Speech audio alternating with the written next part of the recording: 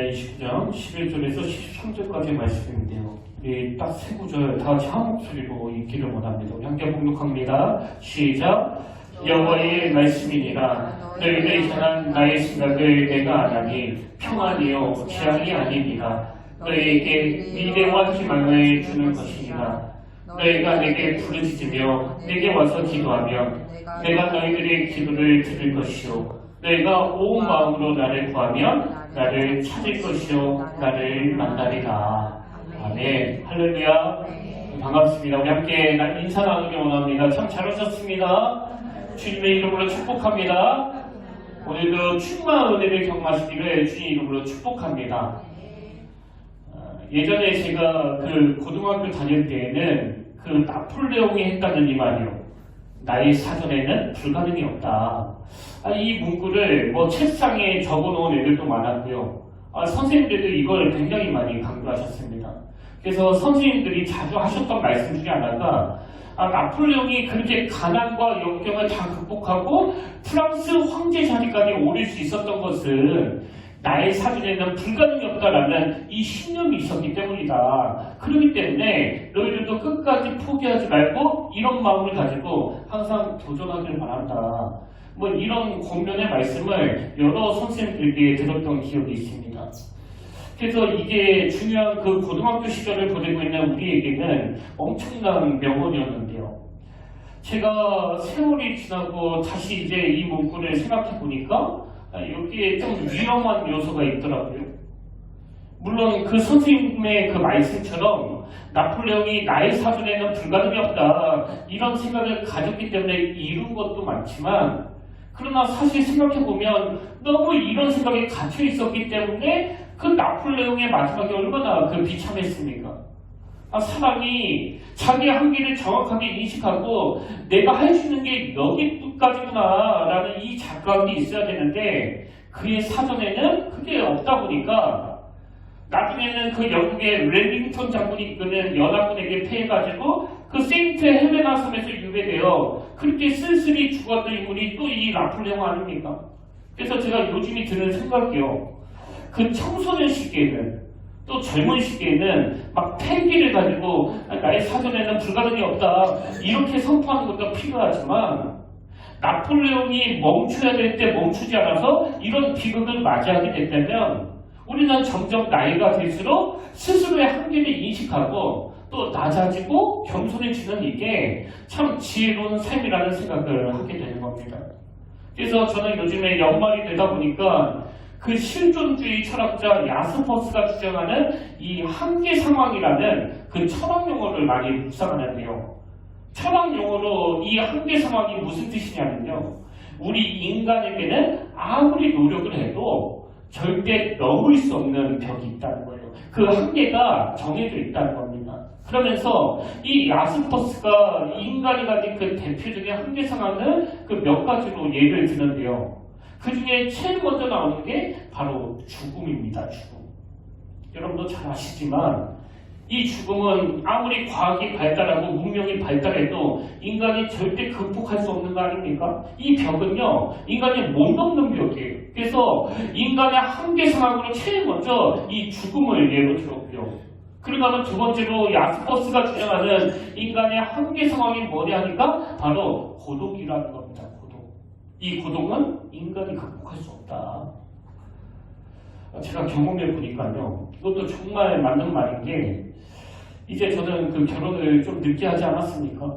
근데 결혼이 자꾸 늦어지니까 그 장가가기 전에는요. 막 진짜 사무치게 막 외로운 거예요. 그래서 그래도 그 30대 중반까지는 좀 괜찮았는데 이 후반이 되니까 뭐 집에 들어가는 것조차도 싫더라고요. 들어가봤자 또 혼자가 되니까. 그래서 하나님께 막 때를 쓰면서 하나님 제발 좀 장가 좀 보내주세요. 정말 장가 가고 싶습니다. 그렇게 매달렸더니 하나님이 그 호레비 냄새가 나는 저를 불쌍히 여기시고 제 기도를 들어주셔서 제가 참 좋은 자녀와 결혼을 하게 되는데요. 여러분 제가 결혼을 하고 나서 깨달은 게 뭔지 아십니까? 결혼을 하니까 뭐 상당 부분 그 외로움과 고독이 해소되는 건 사실이에요. 근데 제 내면에 있는 그 본질적인 고독은 이 해결이 안 되더라고요. 그래서 지금 여러분 중에 나는 뭐 고독하지 않은데요, 나는 외롭지 않은데요, 그런 분이 계시다면 그분은요 뭐 인간이 아닐 수도 있습니다. 왜? 모든 인간은 나이가 들수록 이 외로움의 문제, 이 고독의 문제를 피할 수 없는 이 한계 상황을 가지고 있기 때문에. 그런가 하면 세 번째로 이 철학자 야스퍼스가 주장하는 인간의 한계 상황이 뭐냐니까요. 인간은 사람과의 관계에서는 이 갈등의 문제를 피할 수 없다는 겁니다. 저도 뭐 그 다양한 사람들을 상대해야 되는 그런 입장이 있다 보니까요. 이 말이 저에게 뼈저리게 와닿는 것 같아요. 물론 사람이 막 진심을 다하고 마음을 다하여 대하면 그 상대방도 언젠가는 알아줄 것이다. 그런 말이 통할 때도 있지만 뭐 모든 사람하고 화평하는 일은 불가능한 일 아닙니까? 어떤 경우는 제가 아무리 애를 쓰고 아무리 노력을 해도 그 관계가 회복이 안 될 때도 있거든요. 그래서 그게 항상 제 마음에 그 아픔으로 남아있는데 이 철학자 야스퍼스의 주장은요. 모든 인간은 이 사람과의 관계에서 오는 갈등의 문제를 해결할 수 없는 그런 한계 상황을 가지고 있기 때문에 모든 사람하고 다 잘 지낼 생각하지 마라. 그 사람과의 관계에서 오는 갈등은 불가피한 일이다. 요즘에 제가 이 야스퍼스의 주장을 받아들이고 나니까 마음이 그렇게 편하더라고요. 그래서 예전에는 그 관계 회복을 위해서 그렇게 노력을 하다가 이게 잘 안 되면 막 상처받고 신경 쓰이고 그랬는데 요즘은 제가요 그 상황을 그대로 수용합니다. 이건 내가 할 수 있는 일이 아니구나. 하는 데까지 노력했는데도 더 이상 안 되는 걸 어떡하겠냐고요. 그러면 마지막 한계 상황은요 바로 인간이 가진 그 죄책감의 문제입니다. 사실 우리가 이 땅에서 끊임없이 그 크고 작은 그런 죄를 지을 수밖에 없는 연약한 인간인데 어떻게 이 죄책감의 문제로부터 자유할 수 있겠냐고요. 그래서 우리가 하나님 앞에 나아가 그 회개 기도를 드리는 거 아닙니까? 간혹 그 TV에서 어떤 끔찍한 범죄를 저지른 사람이 그 포토라인에 딱 서가지고 그 기자들의 질문에 대답할 때 나는 뭐 잘못한 거 없습니다. 나는 그 유가족들한테 어떤 죄책감도 못 느낍니다. 여러분 이렇게 말하는 건요. 그건 인간성을 상실하는 거예요. 인간성을. 뭐 이것 말고도 우리 인생에는 시시때때로 찾아오는 우리가 어떤 노력을 해도 넘을 수 없는 그런 한계 상황 때문에 막 우울증이 오고 또 자살 충동을 느끼고 낙심하고 좌절하게 되는데요. 그러다 보니까 뭐 인간만이 할 수 있는 게 그 자살 아닙니까? 자살. 여러분 우리가요 그 자살한 사람을 함부로 정죄하면 안 되는 게 그 사람이 그 자리에 이르기까지 얼마나 많은 그 한계의 벽에 부딪혔겠냐고요.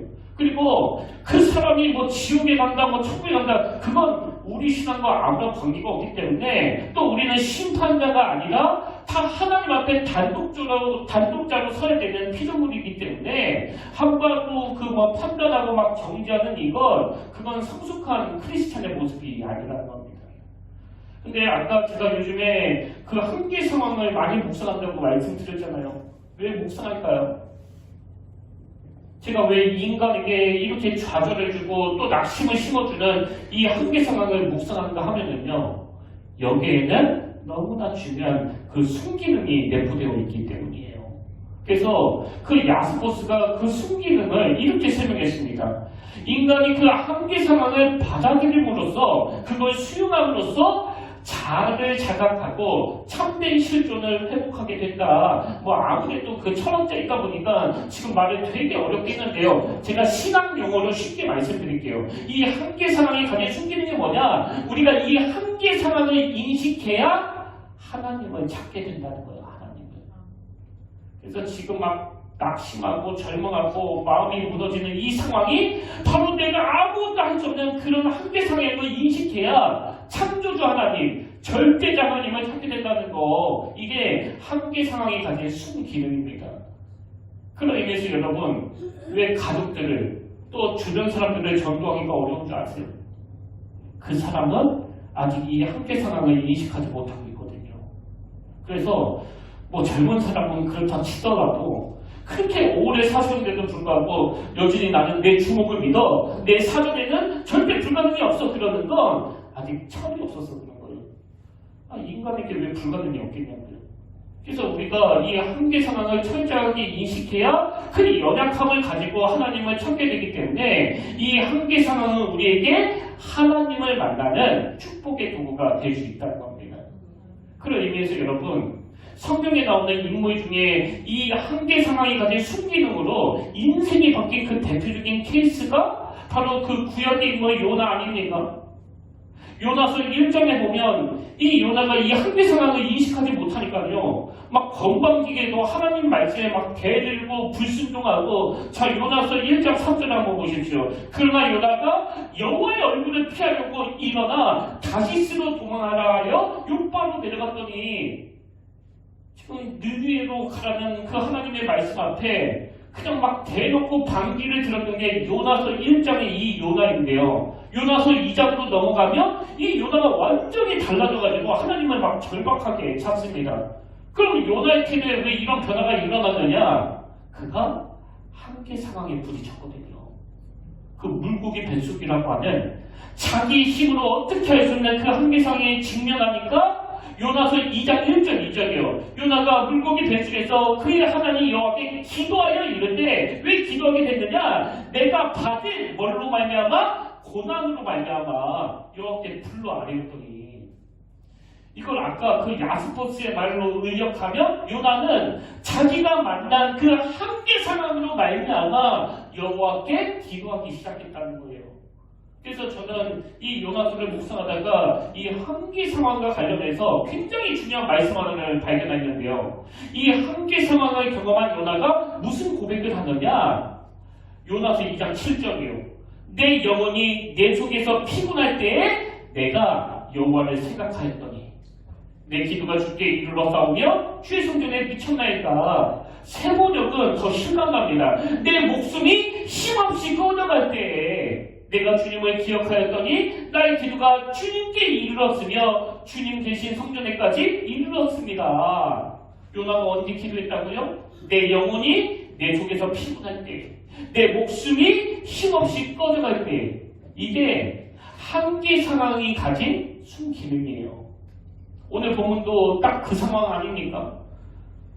남유다 백성들 입장에서 눈 떠보니까 나라는 망해버렸고 바벨론의 포로로 끌려온 상황인 거예요. 그래서 오매불만 하루빨리 집으로 돌아가고 싶다, 또 조국으로 돌아가고 싶다, 그렇게 간절하게 소원하고 있는데, 또 이 간절한 마음을 막 악용하는 그 거짓 선지자들은 이제 너희들 곧 돌아간다, 딱 2년만 기다려라 그러면서 계속 그 거짓된 희망을 넣어주는 겁니다. 그래서 하나님이 이 백성들이 더 이상 현혹되지 않도록 그 선을 확 그어주시는데요. 그 내용이 예레미야 29장 10절에 나옵니다. 여호와께서 이와 같이 말씀하시니라. 바벨론에서 70년이 차면 하나님은 70년 전에는 집에 못 간다는 거예요. 그러니 이게 그 백성들 입장에서 얼마나 그 절망이 됐겠냐고요. 근데 뭐 어떡합니까? 하나님이 그렇게 정하셨는데요.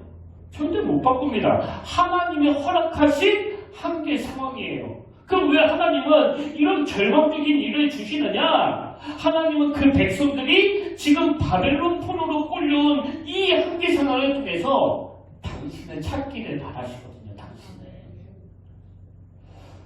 저는 오늘 이 말씀을 준비하면서 지금 한계 상황에 봉착해서 낙심하는 그 너무나 많은 분들의 그 기도 제목을 제가 알고 있거든요. 이번 주에도 어느 중년의 남자 성도님에게 참 가슴 아픈 이야기를 들었는데요. 이분이 결혼할 때 장인어른이 막 너무 심하게 반대하셔가지고 그때 결혼식도 못 올렸는데 20년이 지난 지금까지도 장인어른이 그 결혼을 인정 안 하셔가지고 이 사위를 안 만나주신다는 거예요. 그래서 목사님 어떻게 하면 좋습니까? 지금 자식이 대학생인데 제가 언제까지 기다려야 됩니까? 뭐 그뿐만이 아니에요. 갑자기 건강을 자치시고 무슨 일로 가정이 깨져 이혼을 경험하시고 또 그렇게 활발하던 자녀가 학교에서 무슨 일이 있었는지 어느 날 그 운둔형 외톨이가 돼가지고 자기 방 밖을 나오지 않아 너무나 고통스러운 시간을 보내고 있는 그런 가정도 있는데, 여러분 이유는 다 다르지만 이게 다 자기 힘으로는 해결할 수 없는 그런 한계 상황 아닙니까? 그래서 저는 오늘 무엇보다도 성령님의 은혜 주셔서 지금 이런저런 벽들로 인해서 이 한계 상황에 복잡해 너무나 낙심하는 많은 사람들에게 이 하나님의 희망이 선포되기를 주님의 이름으로 축복합니다. 이런 마음으로 우리가 오늘 본문을 살펴보길 원하는데요. 저는 오늘 이 하나님의 말씀이 우리가 어떤 고통스러운 한계에 갇히게 될 때 새로운 대안이 되기 위해서 반드시 회복해야 될 그 몇 가지를 나누기를 원합니다. 자, 그럼 우리가 고통스러운 한계에 갇히게 될 때 회복해야 될 그 첫 번째가 뭐냐? 말씀을 회복해야 되는데, 제가 과로하고 강조한 포인트가 있지 않습니까? 말씀을 회복해야 되는데 우리 내면의 질서 회복 차원에서의 말씀을 회복해야 된다는 거예요. 그래서 저는 오늘 보면 예레미야 29장 11절에서 가장 먼저 나오는 여호와의 말씀이니라 이 하나님의 선포가요. 그 당시 70년 동안 그 포로 생활로 해야 한다는 그런 한계상에 갇혀 막 혼미하던 이 백성들의 마음을 하나님이 정확하게 아시고 그 내면에 헝클어져 있는 질서를 회복시켜 주시기 원하시는 그 하나님의 마음이 담긴 선포라고 생각을 하거든요. 그럼 제가 왜 이런 생각을 하게 됐느냐?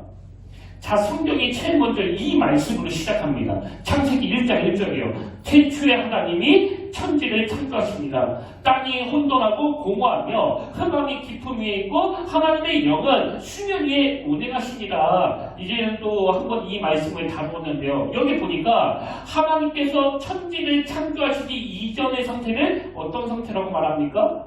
혼돈과 공허의 상태라고 그래요. 근데 여기 나와 있는 혼돈은 그 헬라어로 그 카오스거든요. 카오스. 여러분 이 카오스라는 단어 들어보셨잖아요. 이 카오스는 한마디로 말하면 뒤죽박죽인 상태, 혼란스러운 상태, 질서가 없는 상태. 그래서 가끔 그 드라마 같은 데에서 그 엄마가 그 사춘기에 막 지저분한 방이나 책상을 보면서 야 이거 완전히 그 혼돈의 카오스네 뭐 이런 말 들어보셨을 거예요. 하나님께서 천지를 창조하시기 이전의 상태가 바로 카오스의 상태예요. 그러면 하나님께서 창조하신 이 세상을, 이 우주를 그 코스모스라고 하지 않습니까? 코스모스. 그래서 제가 이 영어 사전에서 이 코스모스를 찾아보니까 그 설명이 굉장히 성경적이더라고요. 이 우주를 뜻하는 코스모스를 영어 사전이 이렇게 설명했습니다. 코스모스, 특히 질서 있는 시스템으로서의 우주. 이게 코스모스라는 거예요. 그러니까 하나님이 천지를 창조하시기 이전의 상태는 카오스예요. 혼돈이에요. 공허예요. 뒤죽박죽이에요. 그런데 그런 카오스의 상태에 있던 우주를 하나님이 코스모스, 질서 있는 시스템으로서의 우주로 만들어 주신 거예요. 그리고 여러분도 다 아시지만 하나님이 그 카오스의 우주를 질서 있는 우주로 만드시는 과정에서 뭘 하셨습니까? 창세기 1장 1절부터 세 번역으로 다시 보십시오. 태초에 하나님의 천지를 창조하셨다. 땅이 카오스, 혼돈하고 공허하며 어둠이 깊은 위에 있고 하나님의 영은 물 위에 움직이고 계셨다. 그런데 그런 과정에서 무슨 일이 있었느냐? 3절 하나님이 말씀하시기를. 이게 오늘 본문의 그 말씀과 딱 똑같은 상황 아닙니까? 지금 원수나라에 끌려와가지고 포로 생활을 하고 있는 이 상황이 그 당시 남유다 백성에게는 바로 그 카오스의 상태 아닙니까? 그래서 이제 어떻게 되는 거야? 이렇게 사느니 그냥 죽는 게 낫지 막 그러면서 그 내면이 혼미한 그들에게 하나님은 여호와의 말씀이니라 이 선포를 통해서 그 카오스의 상태를 질서 있는 코스모스로 바꿔주시는 거예요. 여러분 우리가 인생을 살다 보면요 이 한계 상황은 반드시 찾아옵니다. 아니 누가 이 한계 상황으로부터 자유할 수 있겠냐고요. 그 절대 권력자였던 그 나폴레옹도 경험했는데. 그러나 여러분 모든 인생에게는 한계 상황이 찾아오지만요 말씀으로 하나님의 터치가 이루어지는 인생은 혼미하고 무질서하고 뒤죽박죽인 그의 삶에 코스모스, 질서가 잡혀지는 거예요. 정돈이 되는 겁니다. 그래서 우리가 66권 정정으로 인도된 이 성경을 뭐라고 캐논이라고 하지 않습니까? 캐논. 영어로 캐논이라고 하는데요. 이 캐논은 표준, 기준이라는 뜻이거든요. 우리가 왜 말씀을 회복해야 됩니까? 이 캐논이, 이 성경이 혼미한 우리 인생길에 기준을 세워주는 질서를 잡아주는 역할을 하기 때문이거든요. 저는 매 순간 이걸 경험해요. 어제 무슨 일로 누구를 미워하고 원망하고 분노하고 누구를 용서하지 못해가지고 내 마음이 막 혼미하고 심란하더라도 아침에 교회 와서 말씀을 묵상하면 그 시간 동안 내 내면이 이 코스모스가 되는, 잘 정돈이 되고 질서가 잡히는 걸 느끼거든요. 그래서 지금 여러분이 보시기에 뭐 여러 복잡한 문제를 안고 사는 제 상황에 비해서 여러분이 보시기에 제가 뭐 그렇게 막 불안해 보이진 않잖아요. 그 비결은 바로 말씀이에요, 말씀. 그런 의미에서 오늘도 제가 그 말씀 묵상집을 나눠드릴 건데요. 혹시 아직도 말씀 묵상 안 하신 분 계시나요? 무조건 하셔야 돼요.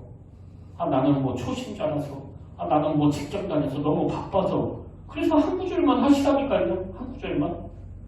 제가 예전에 그 중고등부 애들 같으면요, 지난주 말씀 묵상 안 하는 나와 일어서 이게 뭐야 이게 손들어 막 그렇게 하겠는데, 여러분들한테 그렇게 못하잖아요.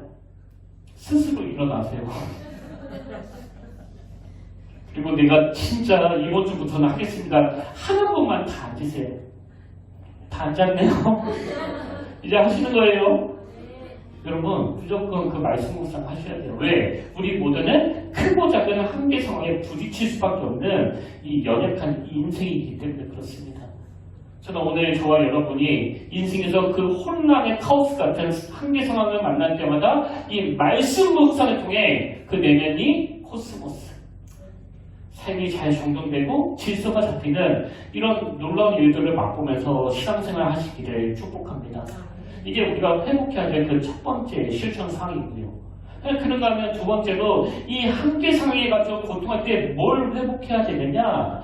기도를 회복해야 되는데 어떤 차원이요? 하나님과의 소통의 도구로서의 기도를 회복해야 된다는 겁니다. 자, 오늘 본문 11절을 다시 보십시오.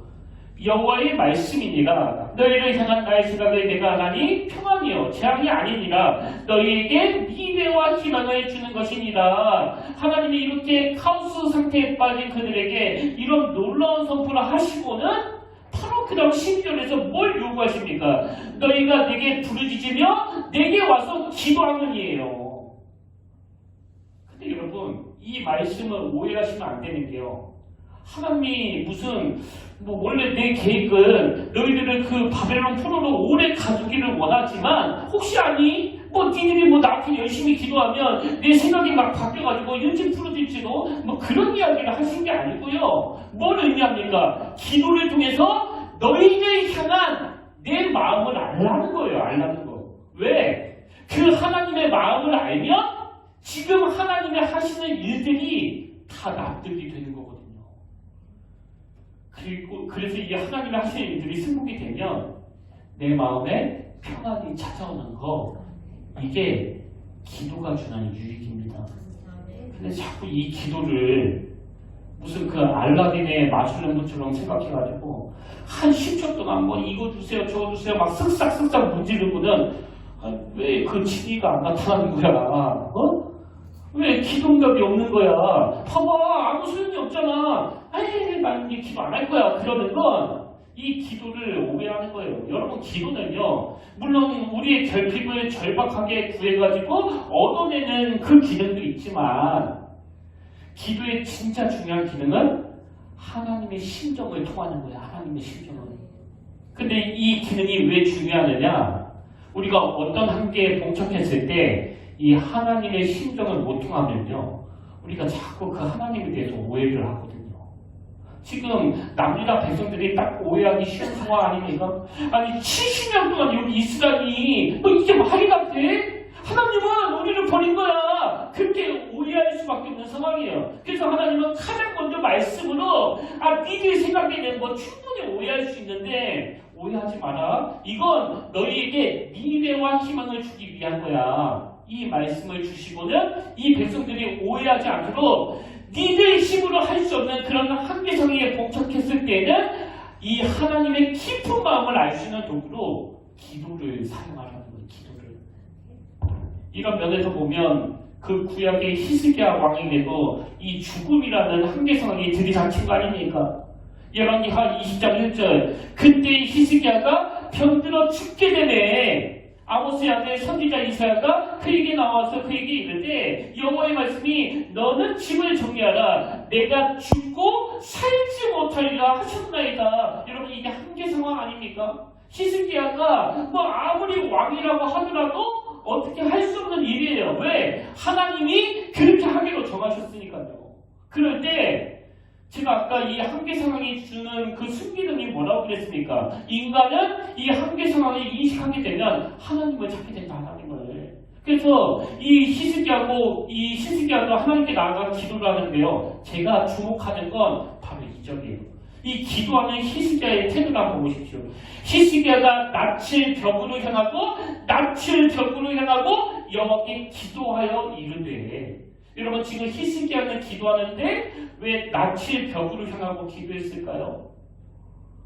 히스기야는 아는 거예요. 뭘 알아요? 이 죽음이라는 한계 상황은 사람한테 도움을 청해서 될 일이 아니라는 걸 아는 거예요. 그러니까 사람을 향하지 않고 하나님 앞에 단독자로서 이 낯을 벽으로 향하는 거 아닙니까? 그런 의미에서 여러분께 진지하게 묻는데요. 여러분은 어떤 한계 상황에 봉착했을 때 단 한 번이라도, 정말 단 한 번이라도 낯을 벽으로 향하고 하나님을 바라보신 적이 있습니까? 그런 적이 없다면 이건 정말 심각한 문제 아닙니까? 제가 목사가 되고 보니까요.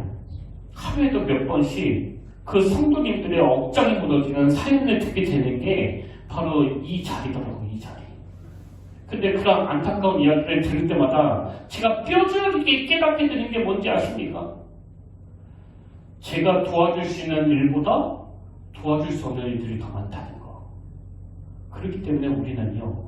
어떤 한계 상황에 봉착하면 사람을 바라보는 게 아니라 히스기야처럼 낯을 벽을 향해 돌려야 돼요. 왜? 그 문제는 하나님만 해결할 수 있는 문제이기 때문에 그렇습니다. 그런가 하면 우리가 기도를 통해 반드시 얻어내야 되는 게 하나 있는데요. 그게 시편 118편 5절에 나옵니다. 내가 고통 중에 여호와께 부르짖었더니 지금 이 시편 기자도 어떤 한계 상황에 부딪혀 하나님께 막 매달려 기도를 하는데요. 이 기도를 통해서 뭘 얻어내느냐? 그 다음 6절을 보세요. 여호와는 내 편이시라. 여호와는 내 편이시라. 또 7절 여호와께서 내 편이 되사 나를 돕는 자들 중에 계시는구나. 여러분 이 시편 기자는 그 한계 상황에서 기도를 통해 뭘 얻어낸 거예요? 원수들을 물리쳐주는 일을 행하시기 전에 이 상황에서도 하나님은 여전히 내 편이시구나. 이걸 얻어낸 거예요. 이걸. 여러분 인생에서 이거 한번 맛보고 싶지 않으세요? 흔히들 그런 말들 하잖아요. 친구도 있을 때 친구더라. 이건 탕자의 비유에 나오는 그 둘째 아들이 경험한 것처럼 돈 많고 건강하고 높은 자리에 있을 때는 많은 친구들이 다 따르지만 그런 게 없어질 때는 은퇴했을 때는 이런 것들이 다 떠나간다는 뜻 아닙니까? 그리고 사실 이 땅에 영원한 게 도대체 뭐가 있겠냐고요. 지금은 그렇게 의지할 수 있는 부모님, 형제, 가족들이 다 있지만 시간이 가면 갈수록 여러분 우리 앞에는요 다 떠나가는 일들만 남은 거 아닙니까? 그래서 우리에게는 세월이 가면 갈수록 외롭고 고독하고 허무한 일만 남았는데 그럴 때 하나님께 기도하라고요. 저는 저와 여러분이 순간순간 찾아오는 그런 한계 상황 속에서도 하나님의 심장을 통하는 기도를 통해서 다 떠나가도 나 혼자가 아니네. 하나님이 내 편에 여전히 계시네. 이 사실을 얻어내는 믿음의 성도님들 되시기를 주님의 이름으로 축복합니다.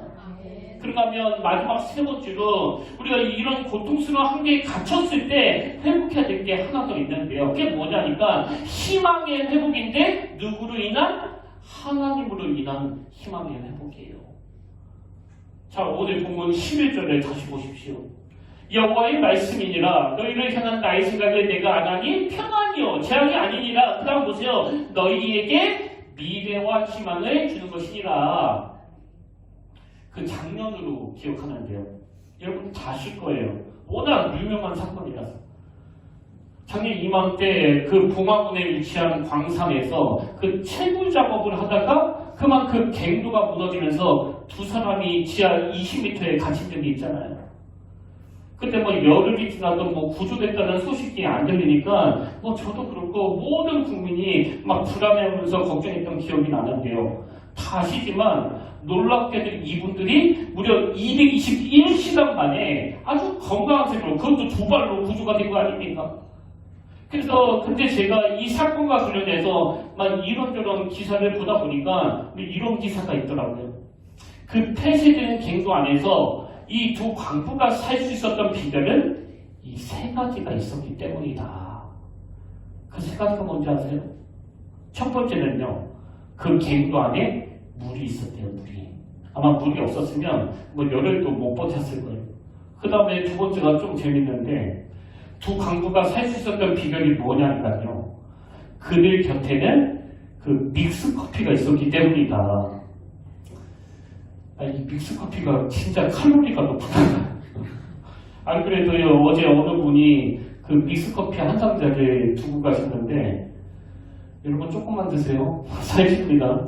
그래서 두 사람이 이 믹스커피를 무슨 밥처럼 식사 때마다 타마시면서 이 영양분을 공급했다. 이게 살게 된 두 번째 비결이고요. 제가 이 기사를 인용해야 되겠다고 생각한 건 마지막 그 세 번째 비결 때문이에요.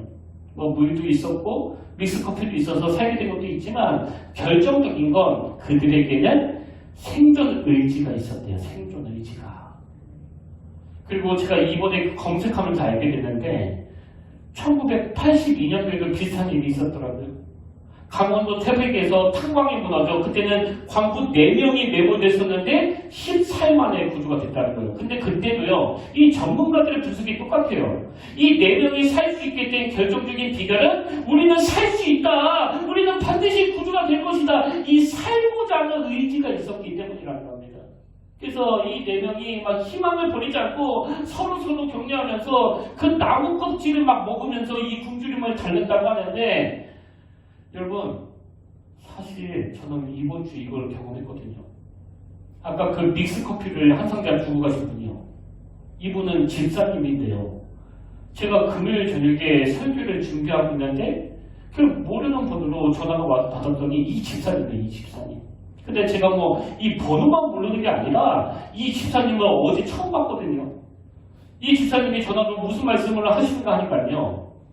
자기가 10년 넘게 지금 다니는 교회 말고 작은 교회 가서 그 꽃꽂이를 대신해 줄 일을 하셨는데, 봉사하던 그 교회가 갑자기 천안으로 이사를 가면서 더 이상 그 봉사를 할 수 없게 됐다는 겁니다. 그래서 이제 봉사를 그만둬야 되나 그런 생각을 하고 있는데, 아는 권사님이 평택교회 한번 전화해보라고 그래서 전화를 하신 거더라고요. 그러면서 이 집사님이 목사님이 허락해 주신다면 이번 크리스마스를 포함해서 제가 절기 때마다, 그리고 무슨 특별한 행사가 있을 때마다 평택교회 가서 꽃꽂이를 해드려도 될까요? 여러분 이게 너무나 감사한 일 아닙니까? 이런 일이 처음이 아니고요. 여러분들 다 아시잖아요. 제가 평택교회에 온 지난 5년 동안 우리 하나님이 일하시는 방식은 뭐 항상 이런 식이에요. 제가 조금만 지쳐있으면 어김없이 사람을 보내셔서 제가 혼자가 아니라는 걸 알려주시는 거예요. 그리고 희망을 주시는 겁니다. 여러분 꼭 기억하십시오. 하나님이 우리에게 주시고자 하는 가장 강력한 선물은요, 이 미래에 대한 희망이에요. 그래서 지치지 않도록, 또 무너지지 않도록. 그런 의미에서 저는 오늘 결론을 이렇게 맺기를 원하는데요. 그 위라클이라는 제목의 책이 있습니다. 이 책의 저자는 아주 건실한 크리스찬 청년인데요. 왜 책 이름이 위라클이냐면 이 청년의 이름이 박위예요. 박위. 그리고 이 박위라는 크리스찬 청년에게 그 기적이 일어난 겁니다. 그래서 박위할 때 자기 이름의 위를 앞에다가 넣고 기적을 뜻하는 이 미라클에 뒷글자를 넣어가지고 미라클. 한마디로 자기에게 일어난 그 기적을 말하는 거예요. 그리고 영어로 그 위가 그 우리라는 뜻 아닙니까? 우리 모두에게도 자기 자기가 경험한 이 기적이 일어났으면 좋겠다. 그런 마음으로 제목을 그렇게 지었다고 하는데요. 근데 그게 어떤 기적이냐 하니까 이 청년이 그 자라가는 이게 세계적인 패션 회사라고 그러네요. 저는 거북이는 알아도 이 자라는 거 처음 들어봤는데 지금 마음속으로나마 웃어주신 분 주님으로 축복합니다. 이 청년은 그 자라가는 패션 회사에서 열심히 그 계약직으로 일하다가 여러 사람들에게 인정을 받아가지고 드디어 그 회사의 정직원이 된 거예요. 그래서 너무 기뻐가지고 이제 친구들이 그 축하 파티를 열어준 겁니다. 근데 친구들이 술도 못 마시는 이 박이라는 청년한테 그 폭탄주를 만들어서 줬대요. 아마 이 청년이 평소에 이 술을 입에도 안 되지만 이 친구들이 축하의 의미로 주는 거니까 그 거절하기가 좀 어려웠을 거예요. 그래서 이날 이 청년이 술을 먹고 많이 취하게 되는데요. 그 모임을 끝내고 나오는 길에 막 비틀비틀 거리다가 참 가슴 아프게도 이 건물과 건물 사이에 추락을 하게 된 겁니다. 그리고 나서 병원으로 급하게 옮겨졌는데 진단받기를 전신마비 판정을 받은 거예요. 그래서 그 책에 보면 전신마비 판정을 받는 날 자기의 심정을 이렇게 표현했습니다. 단 한 번의 실수로 내 인생은 멈춰버렸다. 오늘 설교 표현 그대로 이 청년이 한계 상황에 부딪힌 거예요. 그 정직원이 되면 뭐하냐고요. 지금 손가락 하나로 까딱하기가 어려운 상황인데. 근데 제가 그 책을 보면서 눈에 띄는 게 몇 가지 있었는데요. 여러분 이 형제가요 놀랍게도 제일 먼저 한 게 그 사실을 수용했다는 거예요. 그 사실은 어떻게? 이건 하나님 잘못이 아니다. 내가 술 마셔서 이렇게 된 거다. 그래서 나는 누구 탓도 하지 않는다. 근데 여러분 이 사실을 인정하는 게 왜 중요합니까? 계속 하나님을 원망하고 하나님 탓하고 친구 때문에 이렇게 된다고 생각하는 그 사람은 그 절망에서 헤어나오기가 어렵거든요. 그 다음에 두 번째로 제 눈에 띄었던 대목이 뭐냐면요. 이 박이라는 형제가요. 살기를 선택했대요. 살기를. 이 표현이 너무 멋지잖아요. 살기를 선택했다. 근데 여러분 이게 무슨 그냥 연명하겠다는 뜻이 아니고요. 그 책 서문에 보면 이 청년이 이렇게 말합니다. 나는 더 내려갈 곳이 없기에 편했다.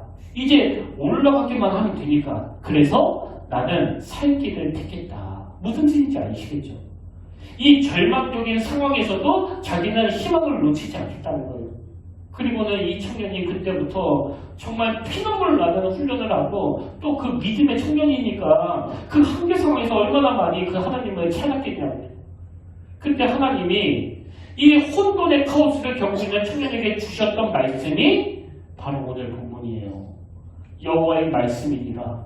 너희를 향한 나의 생각을 내가 하나니 평안이요 재앙이 아니니라. 너희에게 미래와 희망을 주는 것이니라. 그래서 이 청년이 12절 말씀대로 그 재활병원 기도원에서 막 기도를 합니다. 하나님 말씀하지 않으셨습니까? 너희가 내게 부르짖으며 내게 와서 기도하면 내가 너희의 기도를 들을 것이라고 말씀하지 않으셨습니까? 하나님 나는 살기로 선택했기 때문에 더 이상 절망하지 않겠습니다. 사람들에게 희망을 주는 사람이 되기를 원합니다. 그렇게 하나님과 소통하며 절박하게 몸부림을 쳤더니요. 이 청년에게 그 두 가지 기적이 일어났는데 첫 번째 기적은 이 몸이 죽어있던 이 몸이 다시 살아나는 거예요. 그래서 손가락 하나도 까딱할 수 없던 그런 상황에서 피나는 훈련을 통해 회복이 일어나는데요. 이제는 침대에서 휠체어로 갈 수 있고 또 휠체어에서 침대로 갈 수 있고 더 놀라운 건요. 이 청년이 지금은 그 휠체어를 분해해서 차에 싣고 운전한다는 이게 기적 아닙니까? 그런가 하면 두 번째 기적이 뭐냐? 너무나 아름다운 그 사명의 열매가 맺어지기 시작하는 겁니다. 이 청년이 지금 유튜브에서 그 미라클이라는 채널을 운영하고 있는데요. 여러분 저도 이 채널에 들어가서 계속 봤지만 막 너무나 감동적이에요. 그 채널을 통해 지금 많은 사람들이 회복을 경험하는 거예요. 그 중에 어떤 자매는요. 그 끔찍한 교통사고를 당한 거예요. 그래서 병원으로부터 앞으로 걷지 못할 거라는 그런 진단을 받고서 나서는 막 자살 충동을 느끼고 우울증이 오고 그랬는데, 그렇게 절망에 있던 이 자매가 박이 청년이 만든 그 미라클 영상을 보고서 이 생각이 바뀐 거예요. 그래서 지금은 이 자매도 살기를 선택하고 재활에 박차를 가게 됐다는데요. 그 책에 보니까 그 자매가 이런 말을 했습니다. 내 인생은 둘로 나눠집니다. 박이 형제를 만나기 이전과 박이 형제를 만난 이후로. 여러분, 우리가 이런 인생으로 살면 얼마나 좋겠습니까? 태어나서 죽을 때까지 나로 인해서 이 정도 영향을 받은 사람이 딱 한 명만 있다면 그건 뭐 성공한 인생 아닙니까? 심지어 이 박이 형제의 아버지는 제가 찾아보니까 KBS 드라마 감독이더라고요. 굉장히 유명하더라고요. 이 박이라는 형제 아버지는 원래 예수님을 안 믿었는데요. 사고 난 이후로 이렇게 말씀하실 거예요. 너를 회복시키신 분이 네가 믿는 하나님이라면 나도 한번 그 하나님을 믿어보고 싶다. 그래서 여러분, 오늘 우리가 예수 믿는다는 것의 의미는요, 사도 바울처럼 이 두 가지 사실을 정확하게 인식하는 것에서부터 시작하는 거예요.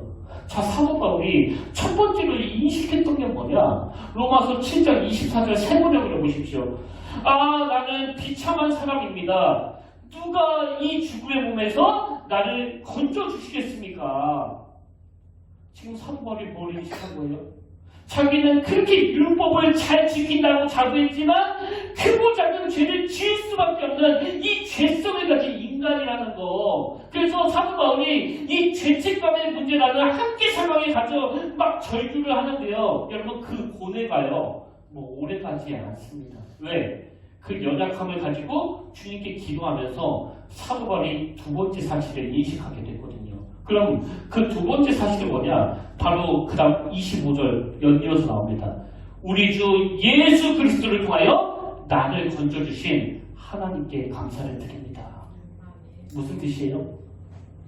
나는 그 죄의 문제를 해결할 수 없지만 내가 핍박한 예수 그리스도가 십자가에서 나를 대신해서 그 문제를 해결해 주셨다는 거예요. 그래서 여러분, 예수 믿는 우리는요, 사도 바울처럼 먼저 나는 이 죄책감의 문제로부터 자유할 수 없는 인생이라는 걸 인식하고, 그 다음 그 연약함을 가지고 주님을 찾을 때 근본적인 죄의 문제를 해결해 주시는 예수 그리스도가 보여주기 시작하는 거. 그리고 그 혼란한 카오스 같은 내 내면이 이제는 코스모스 완전히 치유됨으로 말미암아 내 내면 안에 참 평안이 임하게 되는 거. 이게 예수 믿는 사람들이 가지고 있는 특권인 줄로 믿으시길 바랍니다. 저는 오늘 저와 여러분이 이런저런 한계 상황에 갇혀 절망을 경험할 때마다 히스기야처럼 이 낯을 벽으로 향해 기도하면서 그 창조자 하나님 되시는 분을 찾기를 바라고요. 그뿐만 아니라 사도 바울처럼 그 십자가를 통해 나에게 새 생명을 허락하신 주님께 감사하며 그분을 나의 영원한 주인으로 삼으시는 저와 여러분 되시기를 주의 이름으로 축원합니다. 그래서 저는 오늘 오래간만에 이 찬양을 함께 부르기를 원하는데요. 가사를 보니까 힘들고 지쳐 낭망하고 넘어져 일어날 일 힘 전혀 없을 때, 또 이전에 보니까 나에게 실망하며 내 자신이 연약해 그 고통 속에 눈물을 흘릴 때, 여러분 지금 이 인생에 한계 상황이 찾아왔어요. 그래서 이 한계 상황으로 막 고통할 때 그때 뭐가 필요하다고요? 이 십자가가 필요한 십자가가 못 잡고 난 주님의 그 손길 내 눈에 눈물 닦아주시며 나에게 말씀하시네. 여러분, 십자가가 한계 상황에 직면해 있는 우리를 구원해 주시는 하나님의 능력의 도구인 줄 믿으시길 바랍니다. 뭐 믿는 정도가 아니라 날마다 그것을 누리고 체험하는 그런 복된 인생이 되기를 축복합니다. 오늘 하나님 앞에 우리가 나눴던 그런 말씀들을 다 나누면서 기억하면서 함께 이 찬양 불러보기를 원합니다.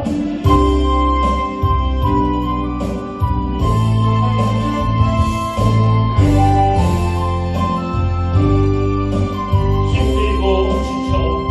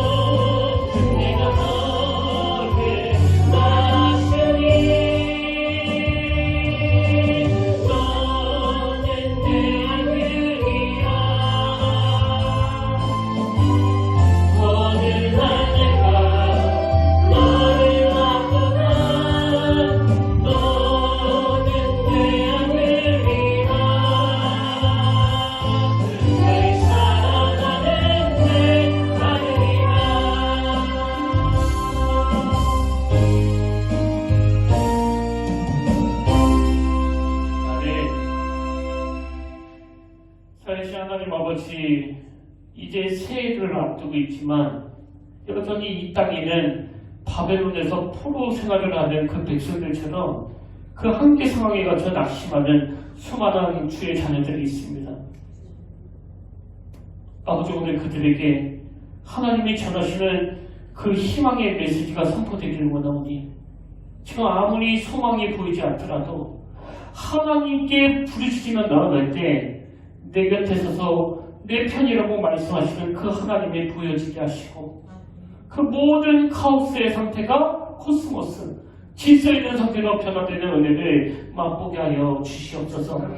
그런가 하면 우리 평택교회가 지난 5년 동안 낙심할 때마다 경험한 그 희망을 선포하시는 그 하나님의 은혜가 오늘 예배드리는 모든 가정마다 그대로 임하게 되기를 원합니다.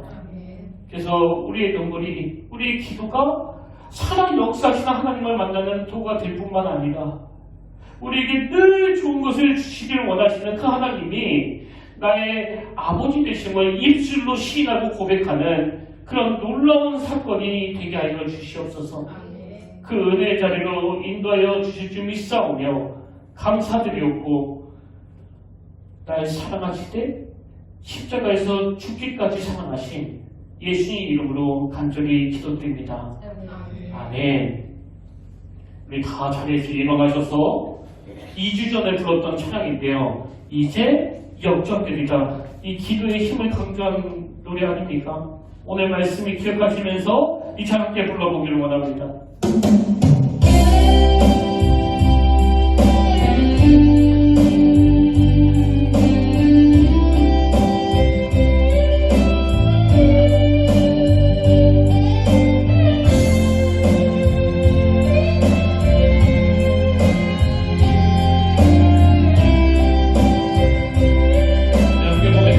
기도를 멈추지 마라.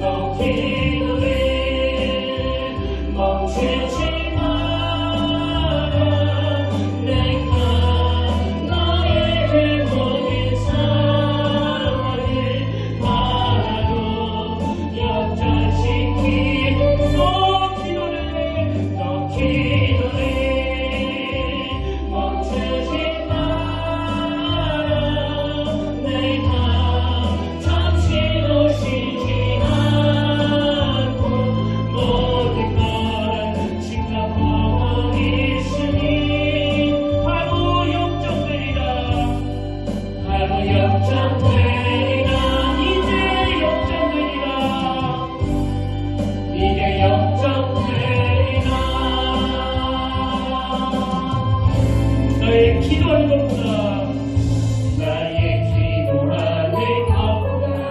더욱 응답하신 하나님 나의 생각하는 것보다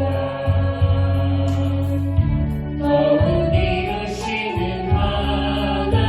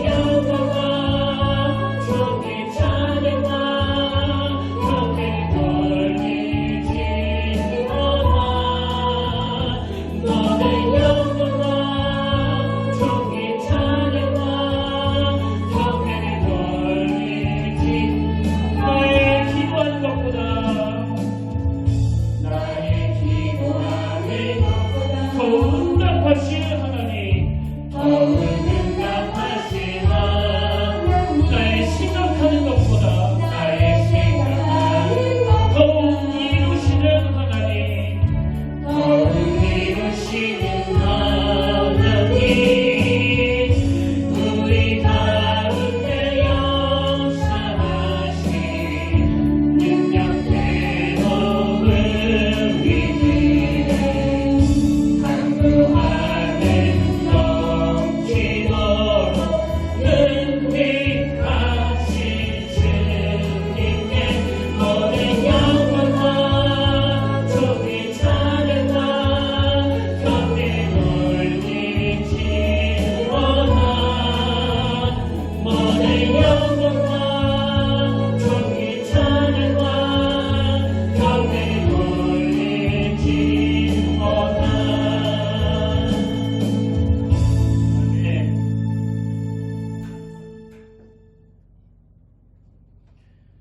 여호와의 말씀이니라. 너희를 향한 나의 생각을 내가 안하니 평안이요 재앙이 아니니라. 너희에게 미래와 희망을 주는 것이니라. 너희가 내게 부르짖으며 내게 와서 기도하면 내가 너희들의 기도를 들을 것이요 너희가 온 마음으로 나를 구하면 나를 찾을 것이요 나를 만나리라. 하나님, 오래 교회를 다녔지만 여전히 우리는 그 나폴레옹처럼 이 한계 상황을 인정하지 않을 때가 많습니다. 그래서 내 힘으로 할 수 있다고, 하나님 도움 받지 않아도 된다고, 오늘 말씀을 통해서 나에게도 한계 상황이 있다는 걸 정확하게 인정하게 하시고 그 초라함을 가지고 그 연약함을 가지고 절대자 하나님을 만나는 재료가 되고 도구가 되도록 우리에게 지혜를 허락하여 주시옵소서. 그런가 하면 그 위대한 사도 바울도 한계 상황에 갇혀 오라 나는 공고한 사람이로다 그렇게 탄식하는 자리에 빠졌지만 그 탄식이 오래 가지 않고 8월 연이어서 우리 주 예수 그리스도 그분의 십자가로 인하여 회복되었다고 한다면 오늘 우리도 인생에서 이런 한계 상황을 경험할 때마다 우리를 위하여 십자가에서 모든 것을 다 되어주신 그 주님의 은혜로 온전한 회복이 일어나도록 그 믿음의 자리로 인도하여 주시옵소서. 이제는 우리 주 예수 그리스도의 은혜와 하나님 아버지의 다없는 사랑과 성령님의 감동, 감화, 위로, 교통, 충만하심의 역사가 오늘 주신 말씀 마음에 담고 힘어도 달려가기로 다짐하며 예비하는 모든 주의 자녀들 머리 위에 지금부터 영원토록 함께 하시기를 간절히 축원합니다.